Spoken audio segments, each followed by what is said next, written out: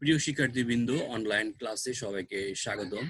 সরকারি হরঙ্গা কলেজ মুন্সিগঞ্জ কর্তৃক অনলাইন ক্লাসে সবাইকে আমন্ত্রণ জানাচ্ছি আজকের এই ক্লাসটি উপভোগ করার জন্য।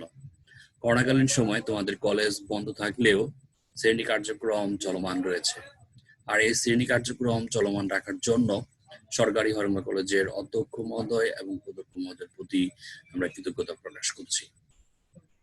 আজকের এই ক্লাসটি মূলত অনার্স প্রথম বর্ষের ব্যবস্থাপনা শিক্ষার্থীদের জন্য। সবাইকে স্বাস্থ্যবিধি মেনে চলার আহ্বান জানাচ্ছি এবং স্বাস্থ্যবিধি মেনে আজকের এই ক্লাসটি উপভোগ করার জন্য আমন্ত্রণ জানাচ্ছি।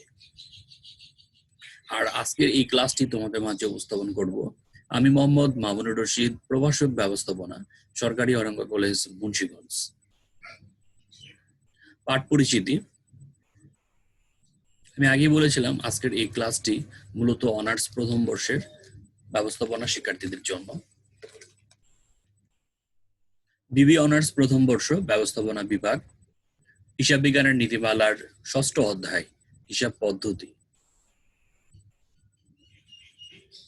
শিক্ষণফল। পাঠ শেষে শিক্ষার্থীরা যা শিখতে পারবে: নগদ প্রদান জাবেদা সম্পর্কে ধারণা লাভ করতে পারবে। ইতিমধ্যে আমরা নগদ প্রদান সম্পর্কে একটি ক্লাস নিয়েছিলাম, তারই ধারাবাহিকতায় আজকে দ্বিতীয় আরেকটি ক্লাস তোমাদের মাঝে উপস্থাপন করতে যাচ্ছি এবং সেই নগদ জাবেদার যে গাণিতিক সমস্যা ও তার সমাধান নিয়ে তোমাদের মাঝে উপস্থাপন করব।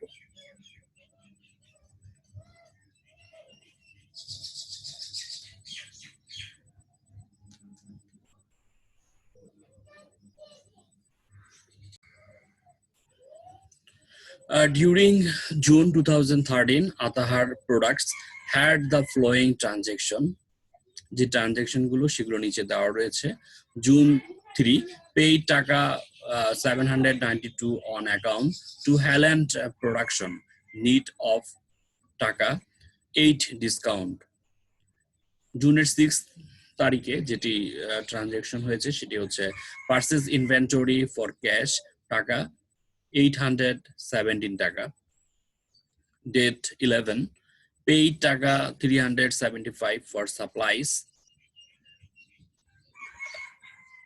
তারপর হচ্ছে June 15, purchase inventory on credit from Musa Supplies টাকা হচ্ছে 774.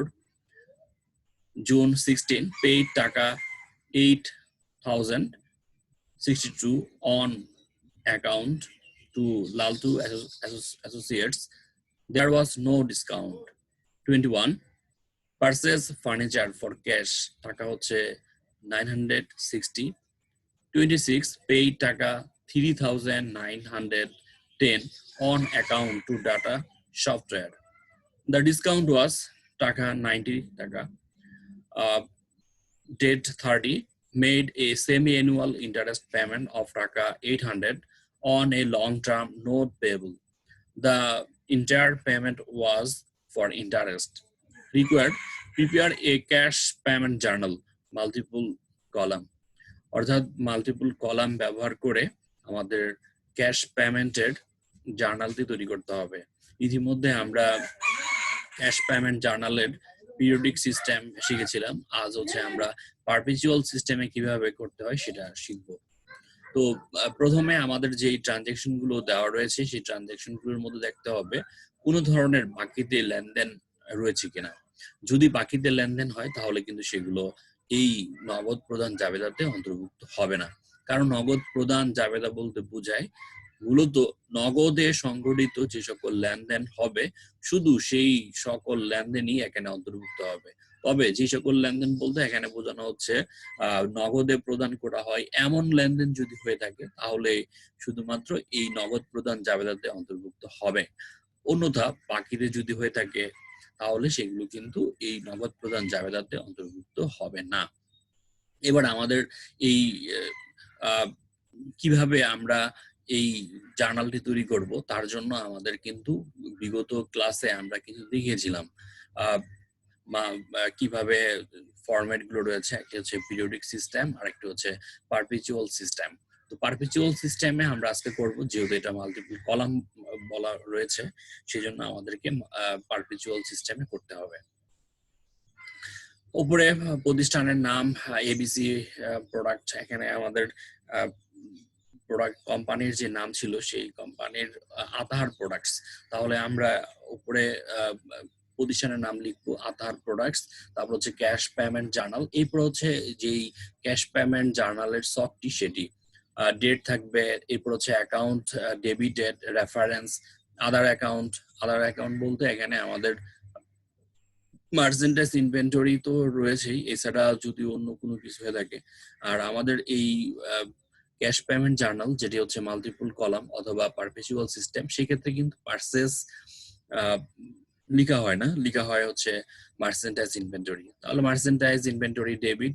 আবার অ্যাকাউন্ট পেয়েবল, অর্থাৎ যদি ধারে ক্রয় করা হয়েছিল সেই ধারের ক্রয়ের টাকা এখন পরিশোধ করা হয়, তাহলে সেক্ষেত্রে কিন্তু অ্যাকাউন্ট পেয়েবল হবে।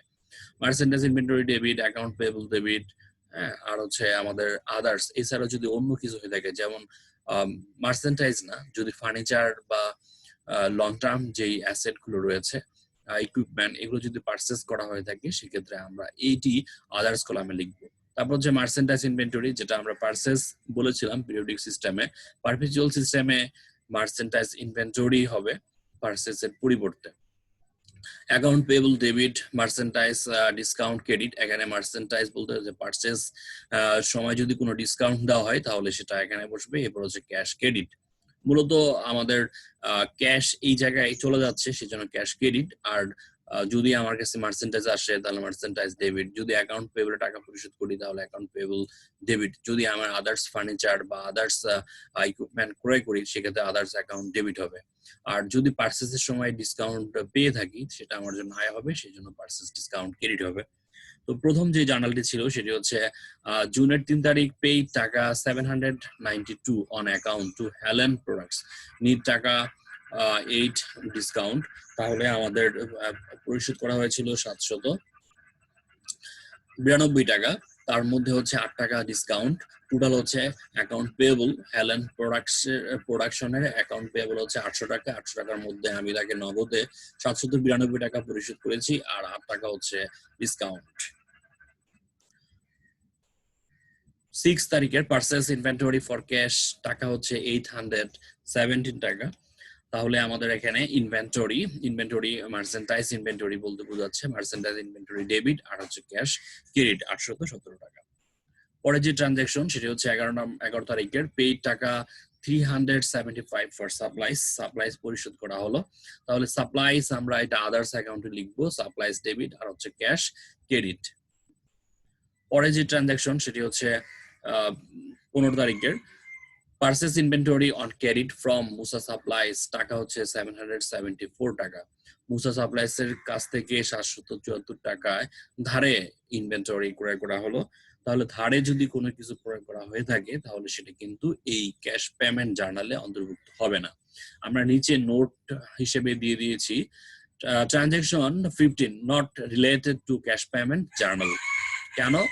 এই 15 তারিখের যেই ট্রানজাকশনটি হয়েছিল সেটি কিন্তু নগদে হয়নি, অন অ্যাকাউন্টে হয়েছিল, এই জন্য এটা আমাদের এই নগদ প্রদান জাবেদাতে অন্তর্ভুক্ত হবে না।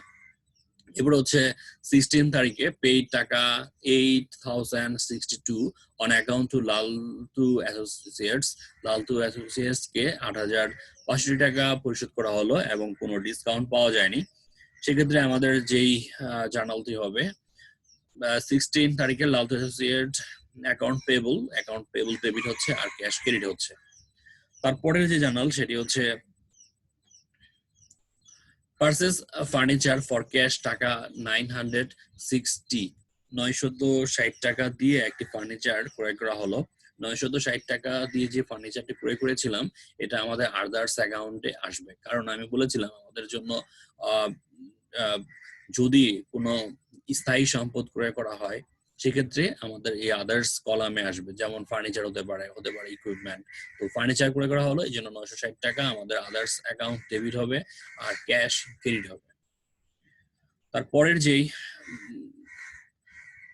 ট্রানজাকশন 26, পে টাকা 310 on account to Data Software কে 3910 টাকা পরিশোধ করা হলো। দ্য ডিসকাউন্ট ওয়াজ 90 টাকা। এবং ডিসকাউন্টের পরিমাণ হচ্ছে কত টাকা? 90 টাকা। তাহলে আমাদের এই 26 তারিখে ডেটা সফটওয়্যার কি হবে? অ্যাকাউন্ট পেয়েবল হচ্ছে ৪,০০০ টাকা। ৪,০০০ টাকার মধ্যে আমি ক্যাশ দিলাম ৩,৯৯০ টাকা। আর ৩,৯১০ টাকা আর ৯০ টাকা পেলাম হচ্ছে ডিসকাউন্ট। এই ৪,০০০ টাকা কিন্তু টোটাল হবে। কারণ ৪,০০০ টাকা সে আমার কাছে পেত। আমি তাকে নগদে পরিশোধ করলাম ৩,৯১০ টাকা। আর ৯০ টাকা হচ্ছে ডিসকাউন্টের মধ্যে অন্তর্ভুক্ত হবে।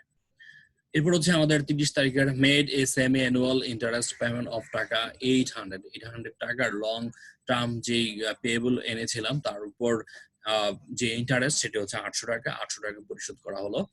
৮০০ টাকা ইন্টারেস্ট এক্সপেন্স ডেবিট হবে, এটা আদার্স অ্যাকাউন্টের মধ্যে। আমাদের মার্চেন্টাইজ অ্যাকাউন্ট পেয়েবল এইগুলো ছাড়া বাকি যেই হিসাবগুলো হবে সেগুলো আমরা আদার্স অ্যাকাউন্টের মধ্যে লিখবো। ইন্টারেস্ট এক্সপেন্স ডেবিট আর হচ্ছে ক্যাশ ক্রেডিট।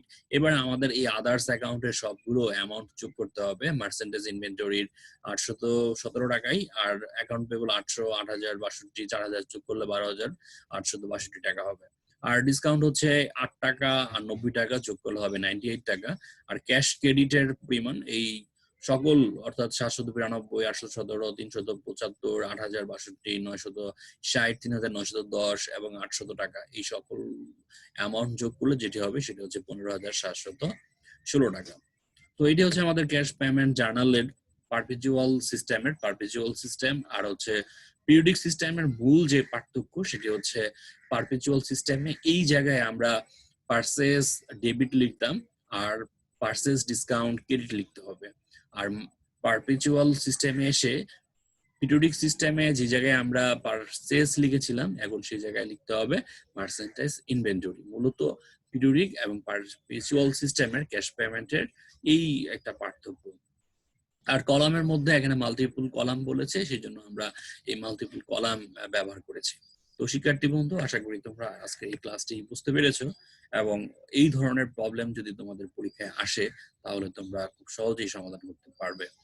তো এই ধরনের যে প্রবলেমগুলো রয়েছে সেগুলো তোমরা বাসায় প্র্যাকটিস করবে এবং এই সমস্যাটি যেভাবে সমাধান করা হলো এই সমস্যা বুঝতে গিয়ে যদি কারো কোথাও সমস্যা হয় অবশ্যই আমাদের সাথে যোগাযোগ করবে।